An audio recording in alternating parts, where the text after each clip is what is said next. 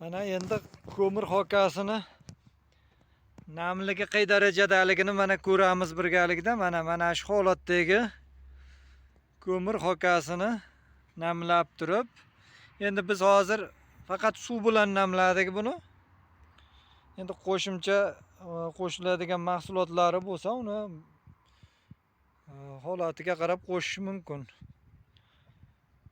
Mana bu chiqqan mana briket g'ishtlarimiz.